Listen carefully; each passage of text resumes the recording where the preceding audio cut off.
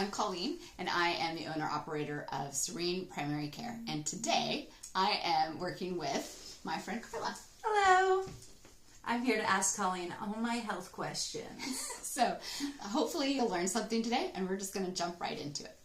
So why don't we start off? You and I both suffered from migraine and headaches. Correct. So how would you treat that? Oh, okay, so oftentimes when I'm starting out with a patient who has migraines, I'm asking them what are they doing at home. So if they are able to correct the migraine with some over-the-counter medication and they're not doing that excessively, like the ceiling is about 15 doses per month, then we kind of stay with rescue medication. But let's say it's a little bit more than that and you're having migraines most every day, then we start to talk about medications that we can use that lower your threshold. How much do you want me to go into this? Well, I do have a lot of migraines, so okay. talk away. So when we're talking about migraines, we're talking about thresholds and triggers. So everyone has a threshold at which they will get a migraine. Okay. Some people, that threshold is really high. So they never get migraines or maybe one in their entire life. Must be nice. Some others of us have like lower thresholds. And so any sort of trigger is going to push us over and we're going to end up with migraines most every day or frequently throughout the month. So what we do is we'll use some medications that can elevate that trigger, and we try to avoid other medications that will lower that trigger point. So that could be things like a beta blocker, like propranolol, the amitriptylines, the nortriptylines. Those generally are going to raise your threshold, so you're less likely to get a migraine if you're taking one of those medications on a regular basis. What a lot of people don't realize, and this is where mental health and migraines can get mixed up, because if you have migraines all the time, you often will also have some depression around that chronic pain. But a lot of the medications that we use for depression are going to increase your risk of migraines. So it actually lowers that threshold. So these are things like your sertralines, your fluoxetines, your venlafaxines. These all actually lower that threshold for migraines, and you may actually see while your depression's improving, your migraines are getting worse. Well, that's not a very good trade-off. No. So one thing that I will often tell my patients in primary care is, let's talk to your neurologist or your psychiatrist about switching, right? So nortriptyline and amitriptyline are two medications that raise your threshold for getting migraines, and those also are going to treat depression and anxiety. So it may be worthwhile changing that up. So there's a potential to have one medication to treat both. That's correct. Okay, well that would be a swell. Yeah. Well, and it's hard because sometimes, I don't know about you, but oftentimes if somebody comes in to see me, I have about 8 minutes and then I got to move on to my next patient. So if you've come in and you talk about the migraines or you just talk about the depression, I may not put together that those two things are actually working against one another. Ah, interesting. So having the time to spend with somebody is really valuable. Yeah, I can see that for sure. Right. Like wanting to be able to tell somebody my whole history. That's right. It's long. That's right. That's right. Do you notice diet triggers much with headache and migraine? Oh, definitely. Okay. So, and it is really different depending on the person. So there are some neurologists that actually advocating, rather than avoiding just a few, is actually eliminating a whole class of foods and seeing how you do if you're off those foods for about 2 months. Okay. And then once you're off the foods for 2 months and your migraines are better, you start to slowly add things back in to try to figure out which one is really kind of pushing you over that edge. Because let's say chocolate is one of your triggers for migraines, but it's only a trigger when you've also had something to drink, right? And so then if you have nothing to drink and you eat chocolate and you're like, I don't get migraines from chocolate, but then another day you will get migraines. So that's why they say eliminate all these things at once. Right. And then slowly add it back in. It may be chocolate and alcohol together that trigger you, but separately you can handle them. Correct. Interesting. Very interesting. Yeah. And do you notice that with things like IBS, like eliminating an entire group of foods to find other issues throughout your body? Yes. Right. So, and that gets us into like what causes inflammation and what doesn't cause inflammation. And just to make it a little bit more tricky for a minute, we have these hormones that don't necessarily tell us, when we're going to feel more symptoms and when we won't feel more symptoms. And so that will also play into whether we get headaches, whether we get IBS symptoms. Okay. So, do you notice those increasing with menopause or as women get older? Yeah, that's a good question, because sometimes they definitely will increase. Little fun fact, we have more serotonin in our gut than we do in our brain. Oh, really? We do, right? So wow. This is why for some people with IBS, they'll treat them with a serotonin reuptake inhibitor, because then you have more serotonin and that can settle down those IBS symptoms. But if you get migraines and IBS, and I just told you that all those medications that help with the sertraline levels are going to increase your migraine potential. Okay. So you just become much more complicated all of a sudden. Good times. That's great. Well, I guess on the topic of diet, do you have thoughts on alcohol, soda, caffeine? Yeah. Okay. So, interesting study that was released not too long ago, and it talked about all-cause mortality. So your risk of dying for any reason. And wait, sorry to interrupt, to clarify for the layman here, like myself, all-cause mortality means all the ways you can die? Correct. Okay. That's correct. And I will tell you that my son does point out to me, like, oh, you're more likely to get shot if you drink sodas. And I'm like, okay, that's not really what they're talking about, but I get your point. So what they were looking at was, what is your all-cause mortality based on what are the drinks that you primarily drink? So sugary sodas are going to increase your risk of all-cause mortality by 25%. Really? 25%. I know. It's really high. And I'm like, I don't know what it is for cigarettes, but I'm like, I would be curious, right? If it's even that high. Wow. Right. Yeah. So that's, if you drink water, black tea, black coffee, your risk of all-cause mortality actually goes down. Really? Mm-hmm. Yeah. Like, so black tea and black coffee, you're saying are fine to drink. They're fine. So a little caffeine in moderation is okay? Okay. Well, unless you get migraines. We always keep coming back to this, right? But sometimes caffeine can be a trigger for your migraines. But overall, in the majority of the population, caffeine is fine in moderation. That's great. Yeah, I love that. Right. And just in case you're wondering, if you are a diet soda drinker, those are considered neutral. Neither beneficial nor harmful. So as far as the chemicals and the chemical sweeteners. This is going to be very controversial, because a lot of people are going to say, definitely stay away from the chemicals that are on the sweeteners. But if we had to make a decision between a diet soda and a regular soda, the data says you're going to live longer if you drink the diet soda than the regular soda. Okay, that's great to know, because I love me some Diet Coke. That's awesome. Now, happy about that. What about alcohol? Okay, this is a big one about moderation. And we know that alcohol is also associated with substance use disorders. So if you have a substance use disorder and alcohol is your substance, you should stay away from it. It's not going to be good for you. Otherwise, for women, it's the equivalent of one drink. So, like, you're just supposed to have one drink at night. Mm-hmm. Who made those rules? The health people. The magical health people. They... But that's really what they consider to be health beneficial before it becomes a negative impact. Correct. And actually, and it's not even beneficial, it's neutral. Okay. So neither good or bad. And so that would be 4 to 6 ounces of wine, 12 ounces of beer, and 1.5 ounces of hard alcohol. Wow. Which for most of the time, if you're going out, you're getting more than that on any particular pour. And that's per night. So would that mean if you had a couple drinks one night and didn't drink for the rest of the week, would you even out? This is a good question, because you're considered binge drinking is actually 3 or more drinks in one night, right? So it's actually a pretty low threshold that we don't really talk about much. But so if I look at the data around drinking, can I say, oh, you're fine if you only do that a couple nights? Technically, the data says no, that you should avoid more than that in one serving. Now, if it's over like a day, maybe we can get a little flexible. Yeah, good to know. Gosh.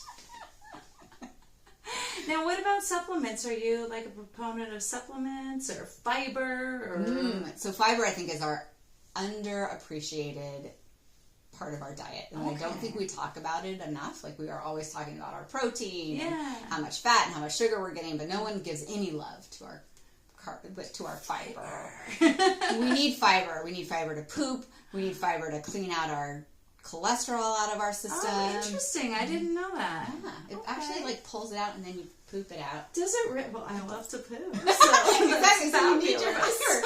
So women need 25 grams of fiber in 24 hours. Okay, that feels very doable. Yeah. Men need more? Men need 31. Okay. Most Americans get 7. Really? Mm-hmm. Most Americans are not pooping enough. No, they're not pooping enough. And it's hard to, because if you're looking at like how do you track it, most of the apps are tracking other things.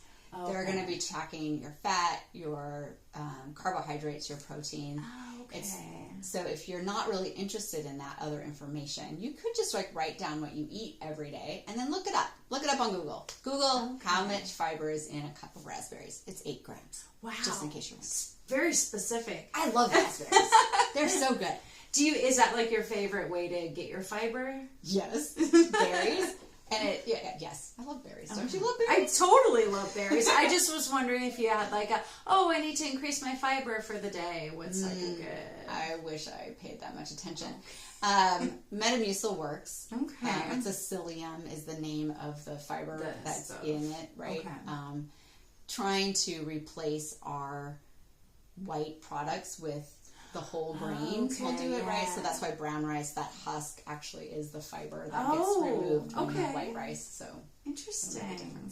So whole grain bread, whole grain, whole grain, brown rice, quinoa. Quinoa is a good one. Yeah, yum yum. Barley. Okay. Berries, legumes. Like your garbanzo beans and your chickpeas. Yeah. Split peas. Those are good things. Yum. So, should we talk a little bit about women's health? I think we should. Okay. We should. Yeah. So, you've done your share of pap smears. I have done a lot of pap smears in my life, actually. Should they ever be painful? They are not comfortable. They're not something that I have never had a woman come in and say to me, I cannot wait to get my pap smear. I am looking forward to it. There are a few tricks that will help, right? So, and it has a lot to do with kind of relaxing that pelvis. Okay. So that could be, when you get a pap smear, this is really personal. Do you go into the stirrups or do they keep your feet? Okay. Ew. There are different ways to do a pap smear, but generally you're going to be put into stirrups and then you're going to scooch down on the table.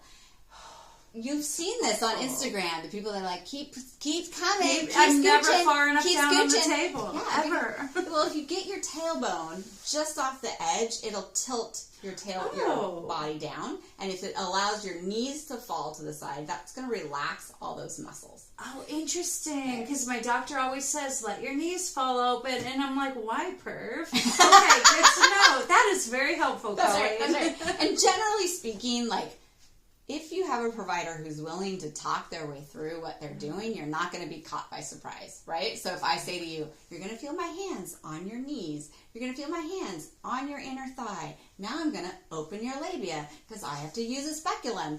That is what you're going to hopefully be a little bit less, I don't know, nervous? Okay. I don't know. But, here's the thing. One thing is changing in women's health. And that is that we screen for cervical cancer if you are sexually active and if you're 21 or over. Now, you can talk with your provider if you're over 21 and have never been sexually active. Ask about options because one of the things that we're starting to do is to just screen for HPV. So this could actually be a self-swab. Oh, interesting. And if you don't have any HPV, we're not going to use the speculum. That's fantastic. Right? So that is just like a little tip. So that is for people over 21 who are not sexually active. You still need to check for HPV. That's correct. Well, medical professionals are kind of trained to never believe somebody if they tell you they've never been sexually active. Like when they tell you they don't drink. Correct. Double it and add one. So the cynics in the area will say, yeah, you have to screen everyone. And so you talk about the risks. doing a pap smear is not risk-free. It's pretty invasive, right? Yeah, so, it's not fun. No. So especially if you have somebody who's had any sexual trauma or, so there's options. And we should explore those options and not just only do what we've only been trained to do, because now we have more tools. And at what point do you go from every year to, don't you back off at some point? Oh, yeah. So routine screening starts at 21, and all we're screening is the actual cells that are on the cervix. And that's because most people in their 20s are positive for HPV, and it's going to go away. And then we don't have to worry about it, right? So that's why we don't automatically screen for it. But if we look at the cells and the cells are not typical, then we screen for the HPV. Okay. So if that HPV is then negative, then we're like, we'll see you in 3 years, because that is also considered a normal PEP. Although I would double check me on that, because there's an algorithm. Then if let's say your cells are not typical and you have some HPV, that's going to increase the frequency of your pap smear. And so that might be right away. HPV 16 is pretty aggressive, so we go in for a colposcopy right away. Oh, wow. HPV 18 is less aggressive, and then there's other high risk, and those ones we're like, we'll see you in 12 months. So, because I've never heard of HPV 16 and 18. Are those two different types of HPV? Okay. Yeah, there's actually over 175 types of HPV. Wow, calm down, HPV. Jeez. So they're all the warts, right? So they're the warts on your hands, they're the warts on your feet, they're the warts in your genital areas. Yeah. That's all HPV? It's all HPV. I just learned something. Human papillomavirus. But when the vaccines that we're using are decreasing the frequency, because if you have never been exposed and you get the vaccine, you're not going to get those high-risk HPVs. Still need to be screened, because there's other high-risk HPV out there, but they really are going to decrease the amount of cervical cancers, anal cancers, and penis cancers that we see out in the world. Good times. Question, because I'm a little unclear on this. So you can have HPV can lead to cervical cancer. That's correct. But you can have HPV and it eventually goes away and you do not get cervical cancer. That's correct. Okay. That's correct. But if you do have HPV, they need to watch closer and do pap smears more regularly. Yes, exactly. You got it. You got it. Yeah. So if you've had normal pap smears your whole life, at what age do you go to 3 years to 5 years and then just stop because I'm ready for that age? You're not there yet. So you go to 5 years if you're at 30. So at 30, we do what we call co-testing. So we're getting the cells off the cervix. We're checking for the HPV. Normal cells, negative HPV. I'll see you in 5 years. That's great. Yeah. Okay. And do you still need to have any sort of pelvic exam at that point? Or? Only if you have symptoms. Okay. Right? So if you have something going on, we're going to look. If you're like, I'm fine, we're like, we're not going to look. That's great. So, okay. Yeah. And does the same go for mammograms and boob stuff, or is that totally different? It's a different screening. Okay. So they went back and forth for a while on what the recommendation is. Right now, in the United States, the recommendation is start at 40 and go every year. Every year? For full-on mammogram, not just breast exam, but like the actual mush. Oh, so here's the thing. Nobody should be doing breast exams. Unless you have a complaint. So if you come in and you're like, Colleen, I have this bump here. I'm going to check it out. But if you come in for your regular screening, and you aren't due for a pap smear, I am not getting you undressed. I'm like, great. Interesting. Unless I'm checking your skin. Okay. Then I'm usually sending you to a dermatologist. But otherwise, you just need a mammogram once a year. Correct. Yeah. And what about this additional breast ultrasound I see them doing? Okay. So the ultrasound is often looking for, so the ultrasound isn't done as a screening test. Okay. It's done if they see something on the mammogram that they need further look at, or you come in and you're like, I've got this kind of funky bump and I feel it. And I'm like, yeah, there's a funky bump there. Okay. And it doesn't really show up on the mammogram, or it shows up and they're like, we're not sure what it is. Sometimes the ultrasound can look at it and say, oh, that's just an enlarged gland. We're not worried about that. They also do what they call ultrasound biopsies, guided. So they'll use the ultrasound and they'll get the biopsy at the same time. Wow. So they'll pull some fluid out or some part of the cells. Okay. Cells. Okay. Yeah. Yeah. I guess, yeah. Flu. Yeah, okay. Now, what about, I'm going to get a little personal, what if you've been told you have dense breast tissue, which I know I'm not the only woman out there that No, got you're told not, that. right? Yeah. So they typically are going to also calculate for you like what your risk of breast cancer is. Okay. And they have a number at which you kind of fall into this high risk category. And if you're falling into that high risk category, they're also going to recommend for you breast MRIs. So breast MRIs are going to be much more sensitive, meaning they're going to find more things than the mammogram. And typically when women fall into that category, they're doing an MRI, and 6 months later they're doing their mammograms, and then 6 months later they're doing an MRI, and 6 months later they're doing and that's just simply because MRIs do have radiation in them, a lot more than you would get from the ultrasound. We don't get any radiation from the ultrasounds, but then you would get from the what is basically an X-ray when we're doing the breast with the mammograms. So low levels of radiation, but still there. And the MRIs are higher. So screening women who don't have a high risk with MRIs is not worth the risk. Okay, it's like a risk versus reward thing. Correct. Okay, yeah. gotcha. Interesting. Yeah. Interesting. Okay. And let's see, should we get into men's health a little? I feel like we've ignored the men. Yeah. Sometimes we don't like to talk about them. Well, let's get real personal with them.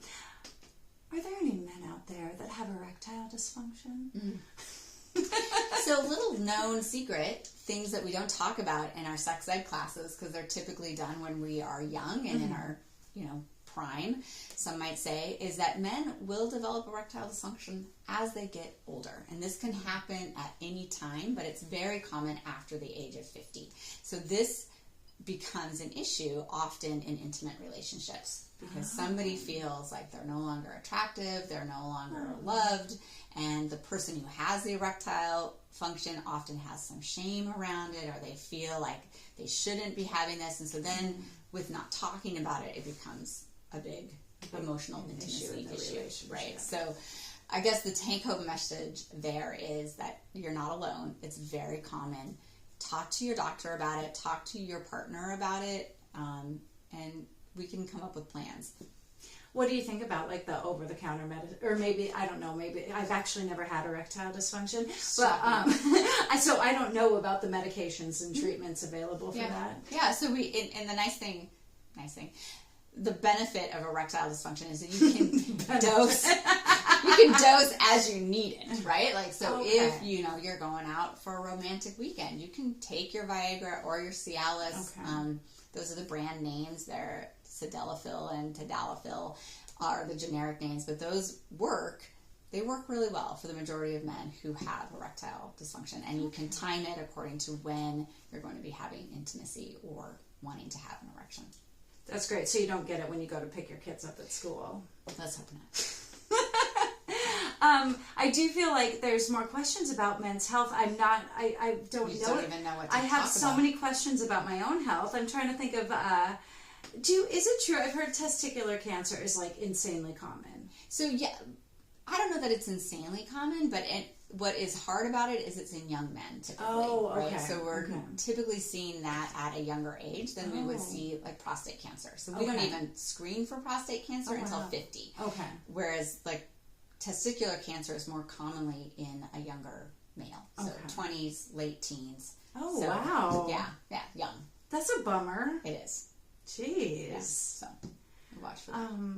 Man, I wish I had more questions about your health that I could. Well, we can do human questions, right? Yeah. So, colon cancer screening. Those guidelines switched about 2 to 3 years ago, and now if you're 45, you should have had your first screening for colon cancer. The prep's not fun. Ask for the pills. Ask for the pills. They work just as well as the gross gunk that you have to swallow. I did the pills. I still didn't. I didn't enjoy it. But I don't think I'd enjoy colon cancer, so it's probably a win-win. Yeah, it's worse to have the colon cancer.